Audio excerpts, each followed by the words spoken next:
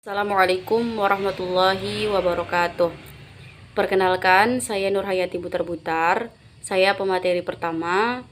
Di sini saya akan mempresentasikan hasil mini riset langsung pembuktian teori dalam pendidikan formal. Di sini kami melakukan penelitian di MTS Al-Wasliyah Air Teluk Kiri. Di sini kami dari kelompok 2 dan di sini tugas ini diperuntukkan untuk mata kuliah Manajemen Pendidikan FIN. Kami dari semester 3 Fakultas Tarbiyah Prodi Pendidikan Agama Islam. Dosen pengampu Buya Haji Zainal Abidin SAGMM. Baiklah, untuk yang pertama, ada tujuan dan kegunaan penelitian. Untuk melihat dan memperhatikan serta menerapkan ke dalam teknik mengajar kami di tempat mengajar kami masing-masing. Setelah kami mengetahui apa respon dari peserta didik saat dibimbing, apa sajakah contoh nyata fungsi seorang guru sebagai seorang yang membimbing, dan bagaimana interaksi antara siswa dengan guru dalam proses pembelajaran, khususnya di MTS Al-Wasliyah Air Teluk Kiri. Dan kami melakukan riset ini untuk sebagai pembuktian atas teori dari makalah kami yang kemarin yang berjudul unsur-unsur pendidikan. Lalu kami menggunakan teknik pengumpulan data dalam mini riset ini adalah teknik observasi atau pengamatan. Observasi ini adalah teknik pengumpulan data yang dilakukan melalui sesuatu pengamatan dengan disertai pencatatan-pencatatan terhadap keadaan atau perilaku objek sasaran. Menurut Nana Sudjatna, observasi adalah pengamatan dan pencatatan yang sistematis terhadap gejala-gejala yang diteliti. Dan di sini mengapa kami memakai teknik ini? Karena menurut kami lebih mudah dan secara tidak langsung kami juga menelaah dengan seksama apa yang ada di dalam penelitian kami di MTS Al-Wasliyah Air Teluk Kiri. Dari penelitian kami atau mini riset langsung kami ini, kami membahas ada di sini 3 poin. Yang pertama ada respon peserta didik saat dibimbing oleh pendidik di MTS Al-Wasliyah. Lalu yang kedua adalah contoh nyata fungsi guru sebagai orang yang membimbing dalam unsur-unsur pendidikan di MTS Al-Wasliyah. Dan yang ketiga adalah interaksi antara siswa dan guru di MTS Al-Wasliyah. Baiklah, untuk materi yang kedua atau poin pertama dari respon peserta didik saat dibimbing oleh pendidik di MTS Al-Wasliyah akan dijelaskan oleh teman saya, yaitu adalah Ricky Febriawan. Dan poin B-nya ada Anissa Putri Anggraini Simatupang, yang di bagian C ada Yura Kuswanda yang akan menjelaskan, serta kesimpulan nanti akan dijelaskan oleh teman saya Muhammad Ikhwanul Ihsan. Terima kasih, saya lanjutkan ke pemateri selanjutnya. Baiklah, saya akan membacakan materi yang pertama, yaitu A. Respon peserta didik saat dibimbing oleh pendidik di MTS Al-Wasliyah. Respon merupakan tanggapan pendidik saat diberi arahan dan bimbingan serta penyampaian dari pendidik. Respon ini terbagi menjadi 2. Yang pertama yaitu respon yang menerima dan respon yang menolak. Nah, di sini kami telah meneliti apa saja respon dari peserta didik saat diberi pembelajaran oleh pendidik di MTS Al-Wasliyah di Air Teluk Kiri. Ada beberapa respon dari peserta didik yang bermacam-macam. Setelah kami teliti adalah yang pertama. Respon yang pertama adalah peserta didik merespon dengan baik. Artinya peserta didik menghargai apa yang disampaikan oleh pendidik di depan kelas saat menjelaskan materi pembelajaran sehingga pembelajaran terlaksana dengan semestinya. Nah, yang respon yang kedua, peserta didik ada kalanya tidak merespon dengan baik, apalagi jika guru yang mengajar menggunakan metode ceramah yang monoton. Peserta didik ada yang mengantuk, bahkan ada yang sambil cerita dengan teman sebangku.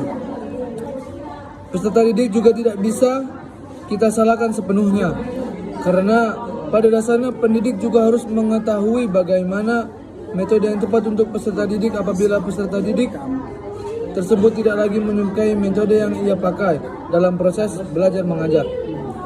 Peserta didik juga harus menghargai bagaimanapun bentuk metode yang diberikan oleh pendidik, karena pada dasarnya tidak ada seseorang pendidik yang memakai metode yang tidak baik. Mungkin cara pembawaannya dan peserta didik juga harus memahami hal itu agar terjalinnya komunikasi dengan baik dan proses belajar mengajar juga berjalan dengan semestinya.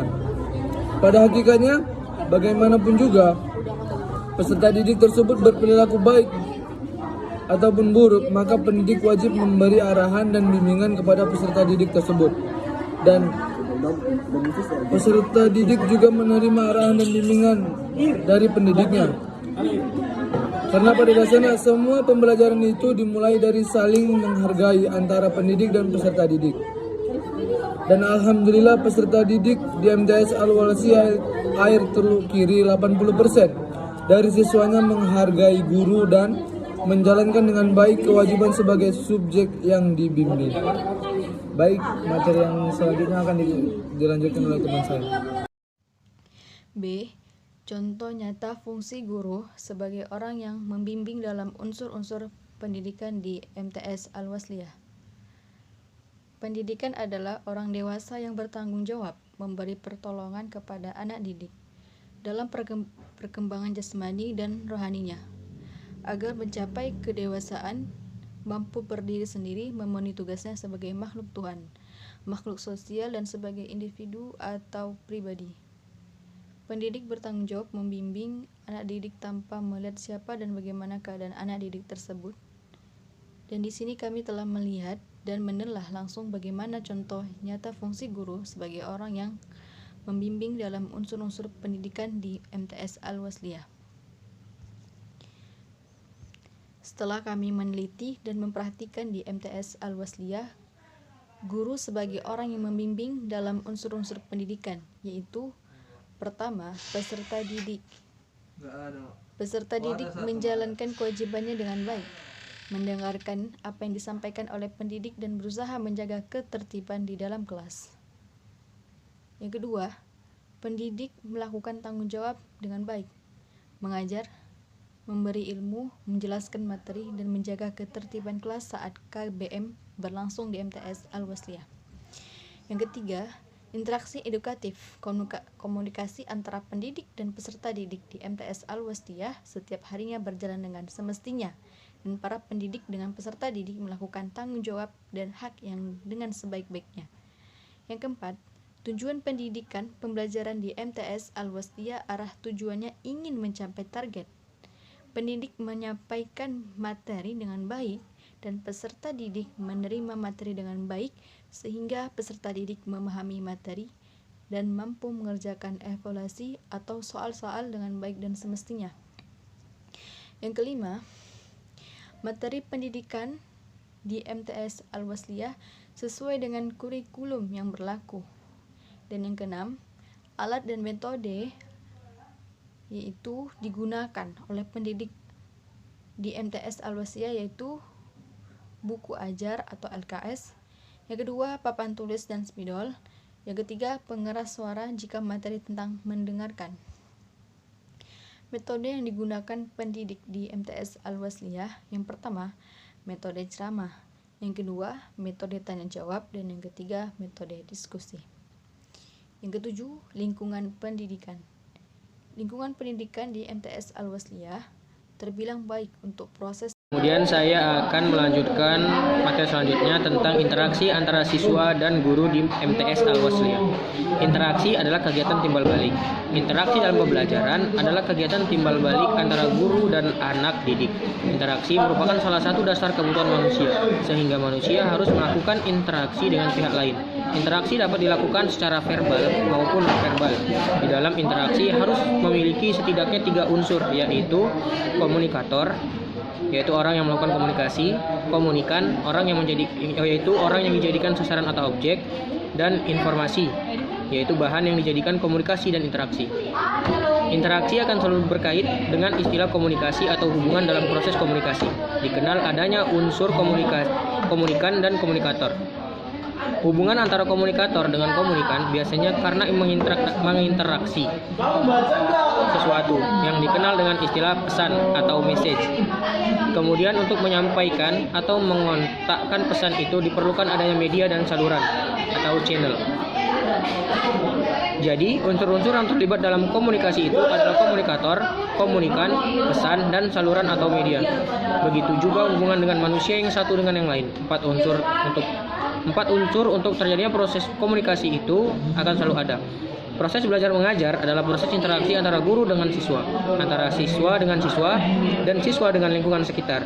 Mengajar interaksi tak melulu guru yang mesti jadi sumber utama, tapi siswa yang bisa leluasa berargumentasi, sementara siswa-siswi yang lainnya diminta menanggapi. Suasana hidup itu akan terbangun dengan sendirinya jika guru mampu membangun kehangatan dalam bentuk diskusi atau dalam bentuk forum lainnya.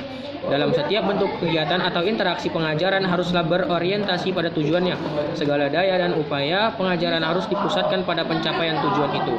Semua faktor yang terlibat untuk mendukung manifestasi interaksi pengajaran harusnya diarahkan dan disesuaikan dengan tujuan pengajaran itu sendiri. Maka tujuan pengajaran itu harus berfungsi: 1. Menjadi titik sentral perhatian dan pedoman dalam melaksanakan aktivitas atau interaksi pengajaran. 2. Menjadi penentu arah kegiatan atau interaksi pengajaran. 3. Menjadi titik sentral perhatian dan pedoman dalam menyusun desain pengajaran. 4. Menjadi materi pokok yang akan dikembangkan dalam memperdalam dan memperluas ruang lingkup pengajaran. 5. Menjadi pedoman untuk mencegah atau menghindari penyimpangan pengajaran. Dari uraian-uraian di atas dan setelah kami meneliti interaksi antara siswa dan guru dalam proses pembelajaran di MTS Al-Wasliyah adalah baik. Masing-masing dari pendidik dan peserta didik menjalankan tanggung jawab dan hak dengan sebagaimana mestinya, sehingga interaksi dalam proses pembelajaran di MTS Al-Wasliyah dikatakan baik dan sesuai dengan semestinya. Demikian ini riset dari kelompok 2 di MTS Al-Wasliyah Air Teluk Kiri. Apabila ada kesalahan dari kami, saya mewakili kelompok 2 minta maaf. Dan saya akhiri. Assalamualaikum warahmatullahi wabarakatuh.